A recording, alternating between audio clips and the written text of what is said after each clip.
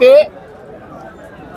रस्त्यावर बाहेर आलेच नाही, किंबहुना त्या ठिकाणी स्वतःचा मोठा सत्कार करून घेण्याचा प्लॅन केला।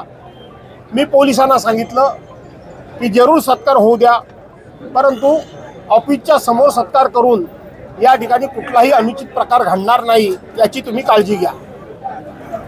त्याप्रमाणे ते रेस्ट हाऊसला गेले। पोलीस म्हणाले की पाग नाक्यामध्ये त्यांचा सत्कार होईल। पाग नाक्यामध्ये सत्कार होण्याचं कारण असं की त्या पाग नाक्यातूनच माझ्या घराकडे जाण्याचा रस्ता आहे आणि येण्याचा रस्ता आहे। त्या रस्त्यावर जाणीवपूर्वक मिरवणूक काढू द्यायला नको होती। आम्ही कोणीही आमच्या रस्त्याच्या पलीकडे गेल्याची जरा सुद्धा कोणी व्हिडिओ फिल्म दाखवा, आम्ही आमच्या आवारामध्ये उभे होतो। आम्ही आमच्या आवारामधून घोषणा काय थोड्याफार द्यायच्या त्या देत होतो, परंतु त्यांनी रस्त्यावर मिरवणूक काढली, जाणीवपूर्वक उचकवण्याचा प्रयत्न केला, हातवारे केले आणि म्हणून पहिल्यांदा दगडफेक सुद्धा त्यांनीच पहिल्यांदा केली। आमच्याकडून देखील दगडफेक झाली, परंतु पोलिसांनी सगळी कारवाई केली ती एकतर्फी केली। लाठीचार्ज केला तो आमच्याच लोकांच्यावर केला। अश्रुधुराच्या नळकांड्या फोडल्या त्या आमच्याच बाजूला फोडल्या। तुम्ही त्यांना मिरवणूक काढू दिलीत कशी? तुम्ही रस्त्याने त्यांना चालू जाऊ दिलत कसं? वास्तविक ठरलं असं होतं की ते स्वागत घेणार आणि सरळ निघून जाणार। हा जाण्याचा मार्ग नाही आणि म्हणून जाणीवपूर्वक हे चिपळूणची अशांतता बिघडवण्याचं काम हे राणेंकडून गेले कित्येक वर्ष करण्याचा प्रयत्न सुरू होता। तो प्रयत्न त्यांनी या ठिकाणी काही अंशी पूर्णत्वास नेला एवढंच मी सांगेन। परंतु जवळजवळ 1 तासभर क्रेन त्यांनी जाणीवपूर्वक तिथे उभी करून ठेवली। मला कुठल्याही प्रकारचा त्रास नव्हता, परंतु तासानंतर मी दीड तास उलटून गेला होता। मी म्हटलं आता फार काही हा विषय ताणण्याचा नाही, कारण मला बातमी अशी आली होती की गुहागरमध्ये सभेला माणसंच जमली नाहीत आणि त्यामुळं पोलीस मला पुढे जाऊ देत नाही असं कारण काढून हे परत मागे फिरतील आणि म्हणून मी माझ्या लोकांना जाहीरपणे माईकवर आव्हान केलं की आता सर्वांनी शांततेनं घरी जा आणि आम्ही हा विषय संपवला। आम्ही घरोघर गेलो, घरोघर निघालो।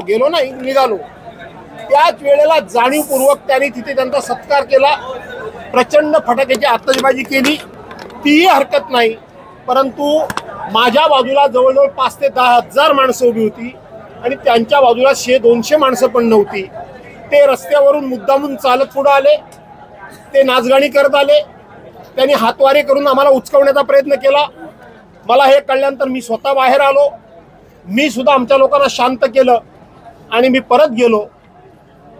मला माहित नाही त्याच वेळेला पलीकडून दगडफेक सुरू झाली, तिकडून दगडफेक सुरू झाली, तशी इकडून देखील दगडफेक सुरू झाली आहे। आज भारतीय जनता पार्टीचे सरचिटणीस निलेश राणे हे गुहागरमध्ये माझ्या विधानसभा मतदारसंघामध्ये सभा घेण्याकरता येणार अशा प्रकारची जाहिरातबाजी मोठ्या प्रमाणात झाली होती।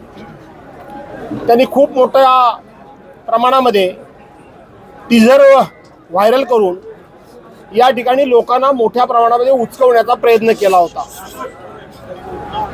त्यांनी माझ्या कार्यालयासमोर मोठ्या प्रमाणामध्ये वेगवेगळे बॅनर्स लावले होते।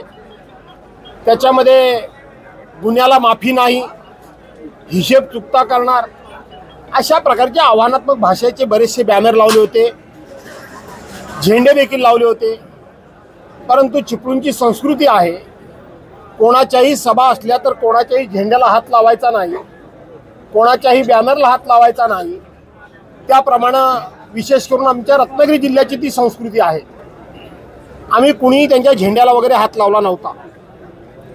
परंतु सभा गुहागरला होती, निलेश राणे हे मुंबईतून आले, वास्तविक पाहता त्यांनी दापोली मार्गे फेरी बोटीने डायरेक्ट गुहागरला जावं आणि तिथे सभा घ्यावी अशा प्रकारचे अपेक्षित होतं।